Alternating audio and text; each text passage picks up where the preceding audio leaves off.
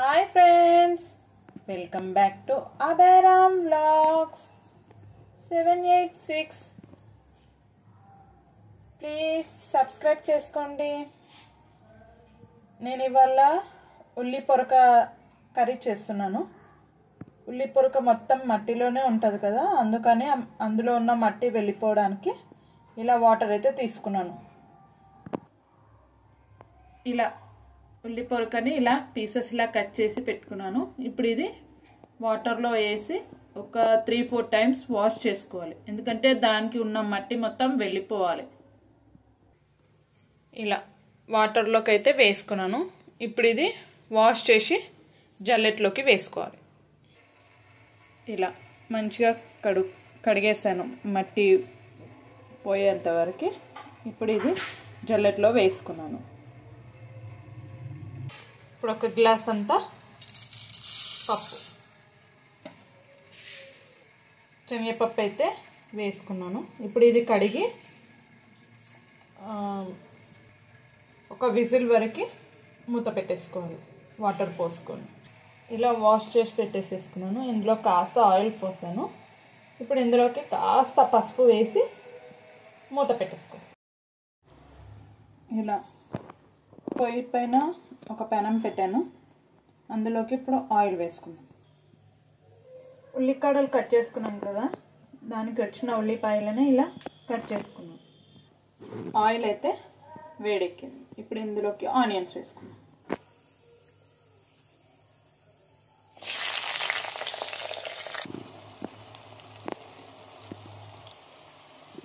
Onions అయితే వేగాయి. ఇప్పుడు ఇందులోకి అల్లం వెల్లుల్లి పేస్ట్ వేసుకున్నాను. కాస్త అల్లం వెల్లుల్లి పేస్ట్.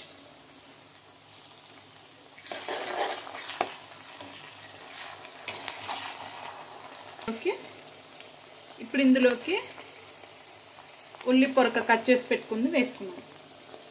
అందుకే ఈ ఉల్లి పొరక చలువ చాలా, కానీ ఈ ఉల్లి పొరక ఇచ్చే పోషకాహారాలు ఎన్నో ఉన్నాయి.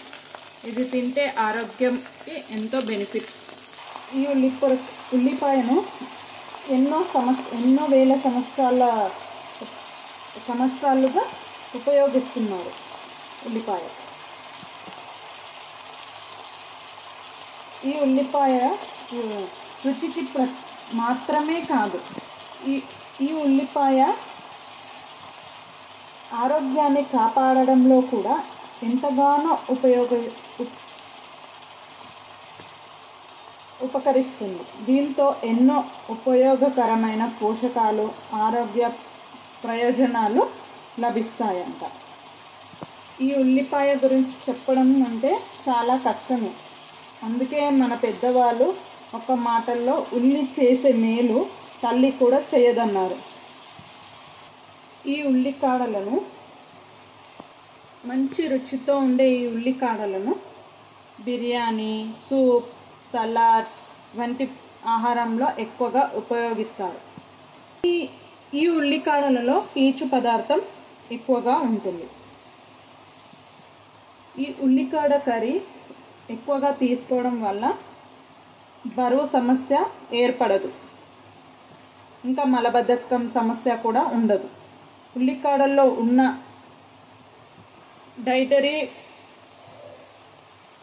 ఫైబర్ ఆకలిని అదుపులో ఉంచుతుంది. పైల్స్ సమస్య ఇబ్బంది పడేవారు ఒక చిన్న బౌల్లో కొద్దిగా పెరుగు వేసుకొని అందులో ఉల్లికాడ ముక్కలను కలిపి రోజుకి 2 సార్లు తింటే పైల్స్ సమస్య తగ్గుతుంది. ఈ ఉల్లికాడలలో సల్ఫర్ అధికం. ఈ ఉల్లికాడను తినడం వల్ల కంటికి ఎంతో మంచిది, ఇంకా కంటి చూపుని కూడా మెరుగుపరుస్తుంది. అయితే ఈ ఉల్లికాడలలో వాటర్ కంటెంట్ ఎక్కువగా ఉంటుంది. సో మనం ఇలా కలుపుకొని మూత పెట్టేసేయాలి. అది మగ్గి కాస్త దగ్గర అయ్యే వరకు మూత పెట్టేసేయాలి. ఇందులో పసుపు, కారం అవన్నీ తర్వాత వేసుకోవాలి, ఇప్పుడే వేసుకోకూడదు.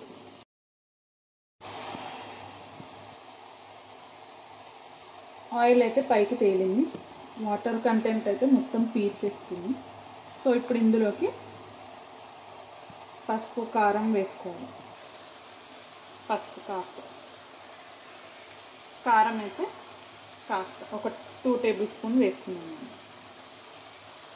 ఇందులోకి కావాలంటే పచ్చిమిర్చి కూడా వేసుకోవచ్చు పేస్ట్లా చేసి. ఇందాక శనగపప్పు విజిల్ పెట్టుకున్నాను కదా, ఒక 2 విజిల్స్ పెట్టాను. సో ఇలా మెత్తగా అయింది. ఈ ఉల్లికాడల్లో ఆరోగ్యానికి మేలు చేసే విటమిన్ సి, బి, కెరోటిన్ కూడా ఎక్కువ మోతాదులో లభిస్తాయి. అందుకే పిల్లలకు కూడా ఎక్కువ కాకుండా కాస్త పెడితే కూడా వాళ్ళు కూడా మంచిగా తింటారు. ఈ ఉల్లి పొరక కర్రీ అయితే రెడీ అయింది. ఈ పప్పు అయితే వేసేసుకోవాలి ఇప్పుడు ఇందులోకి. ఇలా వేసి కలిపేసుకోవాలి. నేను ఇందులోకి అయితే సాల్ట్ వేయలేదు, ఎందుకంటే ఆకుకూరలలో సాల్ట్ ఉంటుందని అంటారు కదా, అందుకని నేను సాల్ట్ అయితే వేయలేదు.